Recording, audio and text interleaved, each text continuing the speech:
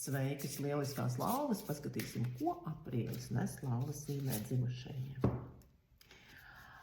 Imperatori. Imperatori nes tādu baudīgu laiku, kad iespējams ir būt mierīgam, sakārtotam, rāmam, izbaudīt visu to, kas tev ir, izbaudīt materiālo, izbaudīt komfortu, izbaudīt teātru, izbaudīt kino, izbaudīt dārzu.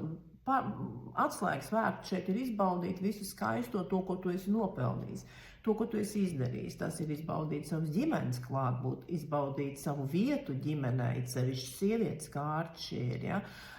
Tātad lēns, mierīgs mēnesis ar vēlmi pamanīt visas tās lietas, tās lieliskās lietas, kas ir manā dzīvē, likt akcentu uz labo un pakavēties tajā mirklī, kad ir labi, kad ir silti, kad ir ērti, kad es varu mierīgi, kad man nav nekur jāskrien, kad man neviens nezvana, kad es varu izslēgt telefonu, tā kā pabaudīt, ja, lauvām tāds laisks, gribētos teikt, laisks mēnesis. Ko tad darbs mums liks?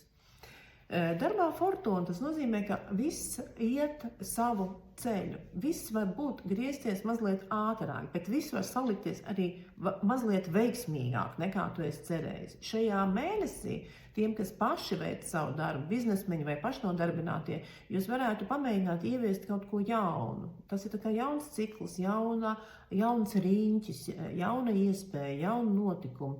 Jā, varbūt tie nes līdz trauksmi, nemieru mazlietiņās, tādu, es nezinu, kā man tur būs, bet jūsu tā kopīgā, mierīgā enerģija ļauj mazlietiņās darbā to izbrīnu, to vēlmi iesaistīties, ja it sevišķi, ja jums piedāvā, ja jums pēkšņi parāda kādas zīmes no ārpasaules, vai jums piedāvājums, vai jums aicinājums kaut ko darīt, nesakiet, nē, es to nemāku, es tā neesmu nekad darījis, diez vai varēs. Ja šī kārta saka, pamēģiniet visu, un kazi, šī tomēr ir karmas kārtas, varbūt tas ir laika, ir tieši tā lieta, uz ko jūs liekat lielāku akcentu savā darbā.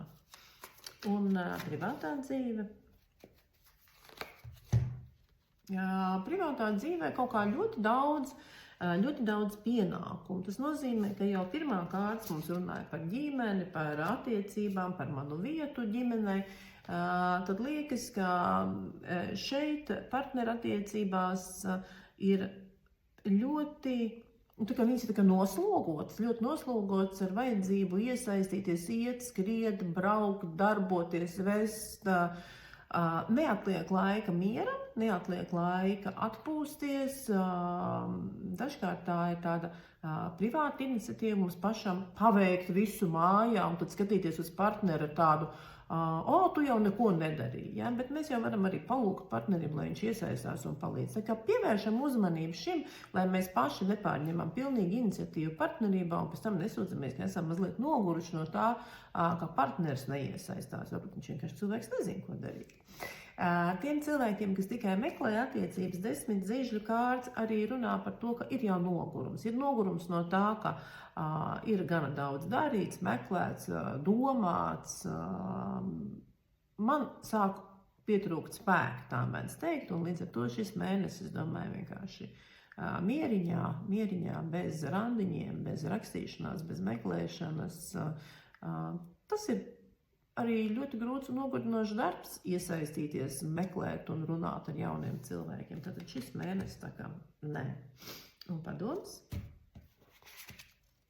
Padoms ir nebūt par plāksteri uz visām vainām. Man liekas, tas sasaucās ar partnerību. Ja? Nemēģināt darīt lietas citu cilvēku vietā, nemēģināt iesaistīties, kur jūs patiesībā neviens neaicināja iesaistīties, nemēģināt visu laiku būt klātesošam un risināt citu cilvēku lietas. Atvēliet laiku sev un baudīšanai.